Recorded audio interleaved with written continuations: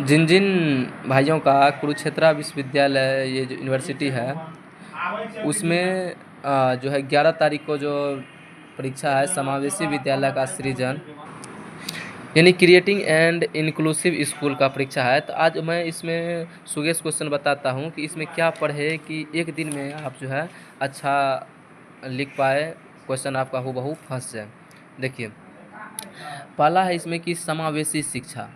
इसमें क्या पढ़ना है, इसमें 2 यूनिट होगा, 40 मार्क का परीक्षा होगा। इसमें आपको पढ़ना है कि समावेशी शिक्षा क्या है, समावेशी शिक्षा की विशेषता, समावेशी शिक्षा तथा महत्व का वर्णन, ये पढ़ लेना है। दूसरा क्वेश्चन है कि विशिष्ट आवश्यकता वाले बालक को समावेशी शिक्षा प्राप्त करने में क्या बाधाएं होती है, इसको पढ़ना है। तीसरा है समावेशी शिक्षा के संदर्भ में असमर्थ व्यक्तियों को शिक्षा के लिए राष्ट्रीय शिक्षा नीति 2006 में क्या प्रावधान किए गए, ये पढ़ना है। उसके बाद पढ़ना एक समावेशी शिक्षा क्या है। उसके बाद समावेशी शिक्षा के संदर्भ में सर्व शिक्षा अभियान 2002 के आवश्यक शर्तें, ये पढ़ना है। ठीक, उसके बाद गतिशील बाधिता, ये पढ़ना है। हड्डी के रोगों से ग्रस्त व्यक्तियों या विकलांग बालक को शिक्षा कैसे प्रदान की जा सकती है। एक पढ़ना है कि जो सुन नहीं सकता यानी श्रवण आसक्ति, ये पढ़ना है। उसके बाद जो देख नहीं सकता है, दृष्टि बाधित बालक को का क्या अर्थ है, बस। ठीक, उसके बाद अधिगम असमर्थता, ये पढ़ना है। मंद बुद्धि जो है मंद बुद्धि या मानसिक रूप से पिछड़े बालक को कैसे शिक्षा दिया जाता है, किसे हम कहते हैं मंद बुद्धि बालक, ये पढ़ना है। चलिए, यूनिट 1 में ये पढ़ना है। इसी से कंपलसरी क्वेश्चन भी रहेगा, ठीक ना। यूनिट 2 में देखिए क्या करना है।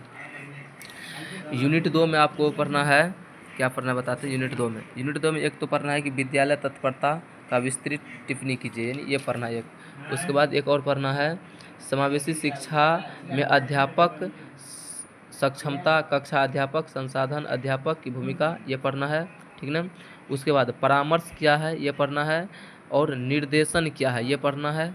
ठीक, सहकारी अधिगम, ये पढ़ना है। अगला जो है इसके बाद क्या पढ़ना है, उसके बाद सामाजिक अधिगम तथा उद्देश्य, ये पढ़ना है। उसके बाद सूचना एवं संप्रेषण, इसको देख लेना है। उसके बाद इसमें यहाँ से लेकर के यहाँ तक में कोई एक क्वेश्चन है, जैसे 13 में ई लर्निंग का संप्रत्यय, ये पढ़ लेना है, बस यही पढ़ना है। इसके बाद आपको कुछ भी नहीं पढ़ना है, इसको जितना हो सके उतना रिवीजन कीजिए। और इसी से क्वेश्चन आएगा कंपलसरी क्वेश्चन, एवं जो है यूनिट वाइज जो कहता है 16 नंबर का, ये भी क्वेश्चन आएगा, यानी 40 नंबर यहाँ से क्लियर हो जाएगा, इससे बाहर कुछ भी नहीं। तो आप लोग यहाँ तक पढ़िए और अपना मार्क श्योर कीजिए। धन्यवाद। एक बार फिर से देख लीजिए कौन कौन लिखा है। समावेशी शिक्षा, विशिष्ट आवश्यकता वाले बालक, समावेशी शिक्षा के संदर्भ में व्यक्तियों की शिक्षा के लिए राष्ट्रीय शिक्षा नीति 2006, उसके बाद राष्ट्रीय शिक्षा नीति सर्व शिक्षा अभियान 2002, ये पढ़ना है। गतिशील बाधिता पढ़ना है।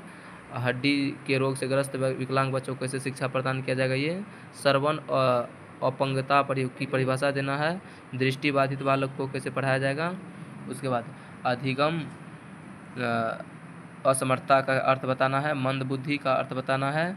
उसके बाद यूनिट 2 में आएंगे तो विद्यालय तत्परता पर विस्तृत टिप्पणी करना है।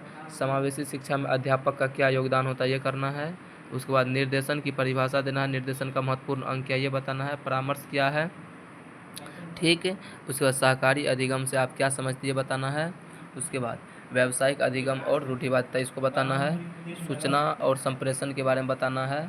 ई लर्निंग को पढ़ना है, बस यहीं से क्वेश्चन आपका फंस जाएगा।